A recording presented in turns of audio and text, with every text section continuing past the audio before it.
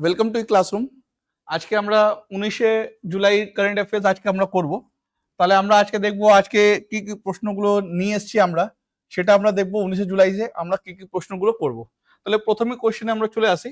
প্রথম কোশ্চেনে আপনারা দেখবেন, প্রথম কোশ্চেন দেখুন, রিসেন্টলি ইন্টারনাল অ্যাফেয়ার্স মানে আমাদের যে এক্সটার্নাল অ্যাফেয়ার্স মিনিস্টার, যার নাম হচ্ছে জয়শঙ্কর, তিনি কি করেছেন, উদ্বোধন করেছেন একটা ইন্ডিয়া ফার্স্ট একটা দেশি জন ঔষধি কেন্দ্র, জন ঔষধি একটা কেন্দ্র উদ্বোধন করেছেন। কোন কান্ট্রিতে এটা উনি উদ্বোধন করেছেন, ঠিক আছে? তো যিনি আমাদের যে এক্সটার্নাল অ্যাফেয়ার্স মিনিস্টার, যার নাম হচ্ছে জয়শঙ্কর, উনি উদ্বোধন করলেন একটা আমাদের দেশি জন ঔষধি কেন্দ্রতে। কোন দেশে, কোন কান্ট্রিতে উনি উদ্বোধন করেছেন? তাহলে আনসার কি হয়ে যাবে? মরিশিয়াস। তাহলে মরিশিয়াসের পিএম, ঠিক আছে, কে আছে মরিশিয়াসের পিএম? পি কে জুগনাউথ, ঠিক আছে, ইনি হচ্ছে পিএম কোথাকার? মরিশিয়াসের। তাহলে ইনি আর আমাদের এক্সটার্নাল অ্যাফেয়ার্স মিনিস্টার জয়শঙ্কর, এই দুজন মিলে উদ্বোধন করলেন। কি উদ্বোধন করলেন? একটা দেশি জন ঔষধি কেন্দ্র, ঠিক আছে। দেখুন এখানে জয়শঙ্কর ইন্ডিয়াস ফার্স্ট ওভারসিজ মানে ইন্ডিয়ার প্রথম বাইরে যেটা জন ঔষধি কেন্দ্র খোলা হলো সেটা কোথায়? মরিশিয়াসে, ঠিক আছে। পিএম ছিল সাথে, মানে মরিশিয়াসের পিএম প্রবীণ কুমার যুগনাথ। আচ্ছা, মরিশিয়াসের যদি আমি ক্যাপিটাল নাম বলি, মরিশিয়াসের capital Port Louis. Port Louis হবে মরিশিয়াসের ক্যাপিটাল, ঠিক আছে। তাহলে দেখুন this project F to provide affordable made in India. তাহলে আমাদের যেটা জন ঔষধি কেন্দ্র যেটা আছে সেটা মেড ইন ইন্ডিয়া, ঠিক আছে। হেলথ কেয়ারে কাজ করবে কোথায়? মরিশিয়াসে। তার সাথে আর কি কি পয়েন্ট দেওয়া আছে? জয়শঙ্কর অলসো ইনঅগ্রেটেড, আর একটা কি উদ্বোধন করলেন? সাথে সাথে একটা স্বাস্থ্য কেন্দ্র উদ্বোধন করলেন। কোথায়? একটা ভিলেজে, একটা গ্রামে, যার নাম হচ্ছে গ্র্যান্ড বয়েজ ভিলেজ, ঠিক আছে। তাহলে মরিশিয়াসের একটা ভিলেজ যেটা হচ্ছে গ্র্যান্ড বয়েজ ভিলেজ, সেখানেও উনি কি করলেন? একটা মেডিক্লিনিক মানে একটা স্বাস্থ্য কেন্দ্রটা উনি উদ্বোধন করলেন, ঠিক আছে, যেখানে 16,000 মানুষ যেখানে ওখানে থাকে ওই গ্রামের, তার একটা কি হবে? লাভ হবে, ঠিক আছে। This initiative underscore India's commitment to health and people centric policies under PM Modi leadership. তাহলে এখানে দেখাচ্ছে পিএম মোদি লিডারশিপে আমরা কি করলাম? একটা হেলথে নিয়ে একটা আমরা কাজ করলাম কোথায়? মরিশিয়াসে। তাহলে 2 নম্বরে চলে আসি প্রশ্নতে। তাহলে 2 নম্বরে দেখুন, উইচ স্টেট গভর্নমেন্ট, কোন রাজ্য গভর্নমেন্ট একটা লঞ্চ করলো, সেটাও আবার উদ্বোধন করলো, কি? লড়কা বাহু যোজনা। তাহলে ঠিক আছে, তাহলে আমরা দেখবো আগে এই কি জন্য, মানে যে ছেলেরা আছে, যে বেকার ছেলেরা আছে, বেকার যুবকরা আছে, তার জন্য একটা স্টাইপেন্ড দেওয়ার জন্য একটা যোজনা লঞ্চ করা হলো। সেটা কোন রাজ্যতে হলো? তার নাম হচ্ছে মহারাষ্ট্র, ঠিক আছে। একটু স্কিমটা দেখবো, স্কিম কি আছে। সবচেয়ে প্রথম দেখুন, মহারাষ্ট্রের সিএম এর নাম হচ্ছে একনাথ সিন্ধে। তাহলে একনাথ সিন্ধে কি করলেন? অ্যানাউন্স করলেন, ঠিক আছে। অ্যানাউন্স করলেন, কি অ্যানাউন্স করলেন? একটা যোজনা যার নাম হচ্ছে লড়কা বাহু যোজনা। যেহেতু আমাদের মতন যে আমাদের রাজ্য মানে ওয়েস্ট বেঙ্গল রাজ্য, একটা স্কিম আমাদের মুখ্যমন্ত্রী মমতা ব্যানার্জি আমাদের পশ্চিমবঙ্গের জন্য একটা স্কিম নিয়ে এসছে। তার স্কিমের নাম কি হচ্ছে? লক্ষ্মী ভান্ডার। লক্ষ্মী ভান্ডারে যার মেয়ের বয়স 25+, তাকে কি করা হয়? তাকে 1000 টাকা দেওয়া হয়। যে জেনারেল, ঠিক আছে, জেনারেলদের 1000 টাকা, আর যারা এসসি এসটি তাদের জন্য 1500 টাকা দেওয়া হচ্ছে। একই রকমের স্কিম সেটা কোথায় লঞ্চ করা হচ্ছে? কোথায়? মহারাষ্ট্রে। এটা কিন্তু ছেলেদের জন্য। তাহলে কি হবে? এই স্কিমটা যারা জব ট্রেনিং অথবা স্টাইপেন্ড দেওয়া হবে আনএমপ্লয়েড যারা বেকার ছেলেরা আছে, যে 12 পাস করবে তাকে 6000 প্রত্যেক মাসে, যারা ডিপ্লোমা করে বসেছে তার জন্য 8000 প্রত্যেক মাসে, আর যারা গ্রাজুয়েট করে দিচ্ছে তার জন্য 10,000 প্রত্যেক মাসে দেওয়া হবে, ঠিক আছে। কে দেবে? মহারাষ্ট্র সরকার দেবে। মহারাষ্ট্রের সিএম এর নাম কি? একনাথ সিন্ধে, ঠিক আছে। মহারাষ্ট্রের যদি গভর্নর নাম জিজ্ঞেস করা হয়, মহারাষ্ট্রের গভর্নর রমেশ বাইস। রমেশ ব্যাস ওখানে গভর্নর, রাজ্যপালের নাম, ঠিক আছে। তাহলে এই প্রোগ্রামটা কি হবে? এমপ্লয়মেন্ট, যেখানে যেহেতু এমপ্লয়মেন্ট নেই, যেহেতু এতগুলো জব নেই, তাই জন্য যারা বেকার ছেলে বেকার যুবকরা আছে তাদের জন্য এই স্কিমটা নিয়ে আসা হলো, ঠিক আছে, আমাদের মতো মানে আমাদের যেহেতু রাজ্য সবচেয়ে প্রথম শুরু করেছিল লক্ষ্মী ভান্ডার, তাহলে এটাই দেখে দেখে মহারাষ্ট্রে একটা লাডলি বেহানা যোজনা, ঠিক আছে, লাডলি বেহানা যোজনা শুরু হলো কোথায়, মধ্যপ্রদেশে। তারপর আমরা দেখছি এখানে মহারাষ্ট্রের মেয়ের জন্য শুরু হলো, আবার ছেলের জন্য শুরু হলো। 6,000, 8,000, 10,000, মনে রাখবেন 6,000 কাকে দেওয়া হবে, 12 পাস, 8,000 ডিপ্লোমা, 10,000 গ্রাজুয়েশন, ঠিক আছে, তিনটে ক্যাটাগরিতে দেওয়া হবে। তাহলে চলে আসুন নেক্সট কোশ্চেনে। দেখুন এখানে হু হ্যাজ বিন রি-ইলেক্টেড, আবার কি হলো, ইলেক্ট হলো, আবার নির্বাচিত হলো, কি প্রেসিডেন্ট নির্বাচিত হলো কোথায়, ইউরোপিয়ান কাউন্সিলে, ইউরোপিয়ান পার্লামেন্টে, ঠিক আছে। তাহলে ইউরোপিয়ান পার্লামেন্ট সেখানে আবার রি-ইলেক্টেড হলো, আবার নির্বাচিত হলো, ঠিক আছে, কে প্রেসিডেন্ট হিসাবে কে নির্বাচিত হলো, তার নাম হচ্ছে রবার্টা মেটসোলা। তাহলে দেখুন রবার্টা মেটসোলা কি হলো, রি-ইলেক্টেড হলো, ঠিক আছে, নির্বাচিত হলো প্রেসিডেন্ট হিসাবে কোথায়, ইউরোপিয়ান পার্লামেন্টে, ঠিক আছে। কোথায় 562 ভোট পেয়েছে ফার্স্ট রাউন্ডে, ঠিক আছে। রবার্ট মেটসোলা কি হলো, রবার্ট মেটসোলা 562 ভোট পেলো ফার্স্ট রাউন্ডে। তাহলে সেন্টার রাইট পলিটিশিয়ান, ইনি সেন্টার রাইট পলিটিশিয়ান করেন, একটা হয় লেফট পলিটিশিয়ান, একটা হয় রাইট উইং পলিটিশিয়ান, এইভাবে তাহলে ইনি সেন্টার রাইট পলিটিশিয়ান ফ্রম মালতা, মালতা একটা জায়গা আছে, ঠিক আছে, সেখান থেকে উনি এই জন্য আবার 2.5 বছরের জন্য ইনি প্রেসিডেন্ট থাকবেন। শি র্যান অলমোস্ট আনঅপোজড, উনি মানে কেউ ওনাকে অপোজ করতে পারেনি। হ্যাঁ, ইডেন মন্টেও যিনি অনলি 61 ভোট পেয়েছেন, ঠিক আছে, যে ওনার বিরুদ্ধে দাঁড়িয়েছিলেন, যে ওনার বিপক্ষ। তাহলে Metsola has serve as an MEP, উনি 2013 থেকে member of European Parliament, MEP 2013 বছর থেকে উনি হচ্ছেন, অ্যান্ড ফার্স্ট বিকেম প্রেসিডেন্ট 2022, তাহলে জানুয়ারি 2022-এ উনি প্রথমবার প্রেসিডেন্ট হলেন। 90% উনি ভোট উনি কি করলেন, পেয়েছেন। তাহলে একটা হিস্টোরি তৈরি হলো, ঠিক আছে। তাহলে ইউরোপিয়ান পার্লামেন্টের প্রেসিডেন্ট কি হলো, রবার্টা মেটসোলা। নেক্সট চলে আসুন, দেখুন 4 নম্বর প্রশ্ন, which Indian player bronze medal জিতলো কোথায়, ওয়ার্ল্ড জুনিয়র স্কোয়াশ চ্যাম্পিয়নশিপ 2024-এ। তাহলে 2024-এ ওয়ার্ল্ড স্কোয়াড জুনিয়র চ্যাম্পিয়নশিপ হচ্ছে, এটা কোথায় হচ্ছে, ইউএস এর মধ্যে, ঠিক আছে। ইউএস এর একটা জায়গা আছে হস্টন, হস্টনের মধ্যে এই খেলাটা অর্গানাইজ করা হলো। সেখানে ওয়ার্ল্ড জুনিয়র স্কোয়াশ চ্যাম্পিয়নশিপে আমাদের একটা প্লেয়ার যাকে ব্রঞ্জ মেডেল মানে সেমিফাইনালে হেরে গেল, মানে থার্ড পজিশন প্রো কাপে, প্রো চ্যাম্পিয়নশিপে থার্ড পজিশন,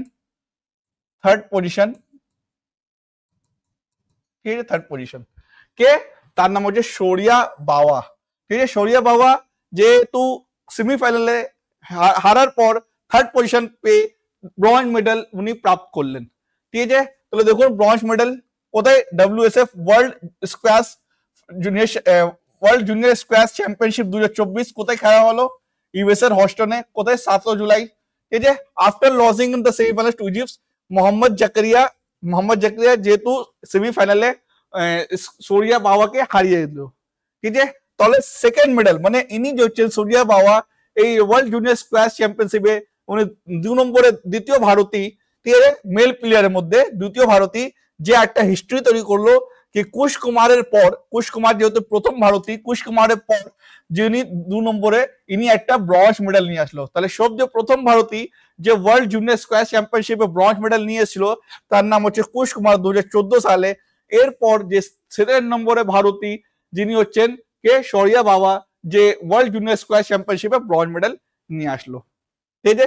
ফিমেল যদি জিজ্ঞেস করে তাহলে ফিমেল প্লেয়ার হতে আনহাত সিং, একটা মেডেল মিস করলেন, কিন্তু যেহেতু উনি কোয়ার্টার ফাইনাল উনি হেরে গেলেন, না হলে কোয়ার্টার ফাইনাল যদি জিতলে কোনো না কোনো একটা মেডেলটা নিয়ে আসতো, ঠিক আছে। তাহলে আমি নেক্সট কোশ্চেনে চলে আসি।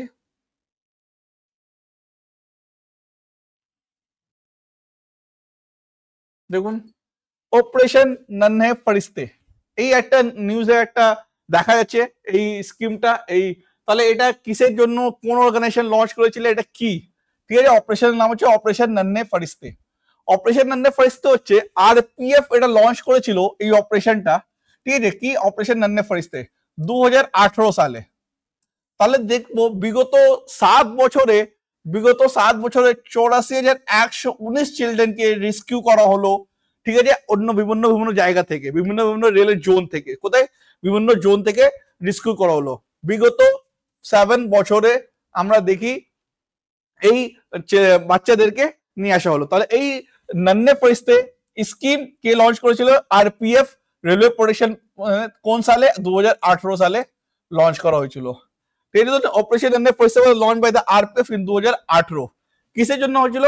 Two take care of the children, যে বাচ্চারা যে হারিয়ে যায় বা যাকে কিডন্যাপ করা হয়, ঠিক আছে, বা দেখুন যে ডিসেবল বাচ্চা বা কোনো কিডন্যাপিং এর ভিকটিম বা কিডন্যাপ করে নিয়েছে, বা যে মা বাবারা যে রেলওয়ে স্টেশনে বাচ্চাদেরকে ছেড়ে দেয়, তাদের জন্য একটা স্কিম নিয়ে হয়েছিল, একটা অপারেশন করা হয়েছিল যে রেলওয়ে প্রোটেকশন ফোর্স থেকে, তার নাম হচ্ছে অপারেশন নন্হে ফরিস্তে। ঠিক আছে, সেটা এখন নিউজে দেখাচ্ছে কেন, যেহেতু উনি বিগত 7 সালে 84,119 বাচ্চাকে রেস্কিউ করেছে। ঠিক আছে, তাহলে নেক্সট প্রশ্নতে চলে আসি। 6 নম্বর প্রশ্ন দেখুন, হু text oath as supreme court জাজ ফ্রম মণিপুর?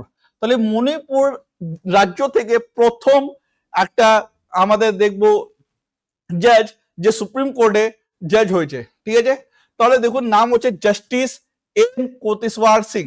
তাহলে ইনি জাস্টিস নঙ্গমিকেপম কোটেশ্বর সিং, ইনি এখন ইনি chief justice of Jammu and Kashmir, Jammu and Kashmir and লাদাখের কোর্টের উনি চিফ জাস্টিস। তাকে আর একজন জাস্টিস আর মহাদেবম, ইনি দুজন এখন ওনাকে চিফ জাস্টিস, ওনাকে সুপ্রিম কোর্টে জাজ করা হলো। ঠিক আছে, তাহলে একটা chief justice of Jammu and Kashmir Ladakh, দ্বিতীয় চিফ জাস্টিস অফ মাদ্রাস।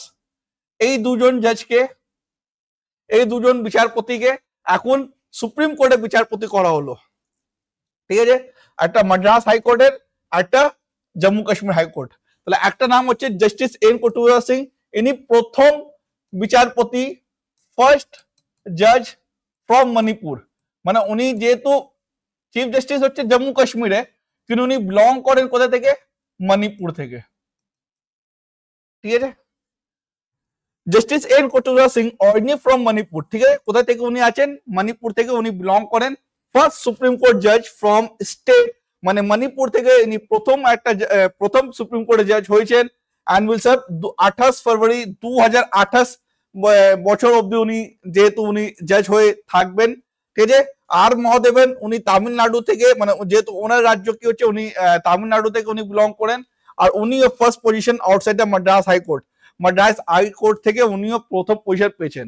ঠিক আছে, তাহলে দুজনেই কি দুজনের আসার পর সুপ্রিম কোর্ট এখন বিচারপতির সংখ্যা কত হলো? 33+1। ঠিক আছে, এই দুজন আসার পর এখন সুপ্রিম কোর্টের জজের সংখ্যা কত? 34। 33+1। একজন কি আছেন? একজন হচ্ছে CGI, chief justice of India. ঠিক আছে, তাহলে এখন যে বর্তমানে চিফ জাস্টিস অফ ইন্ডিয়া কে, এখন বর্তমানে যদি চিফ জাস্টিস অফ ইন্ডিয়া জিজ্ঞেস করা হয় তাহলে কি হবে? DY চন্দ্রচূড়। কত নম্বরে চিফ জাস্টিস? ইনি হচ্ছে 50তম উনি চিফ জাস্টিস অফ ইন্ডিয়া। যদি বলা হয় সুপ্রিম কোর্টে সব দিয়ে বেশি কে জাজ হয়েছিলেন, তার হবে DY চন্দ্রচূড়ের বাবা, উনি YV চন্দ্রচূড়। ইনি 7 বছর 16 দিন ইনি অ্যাজ আ জাজ হিসাবে উনি কাজ করলেন।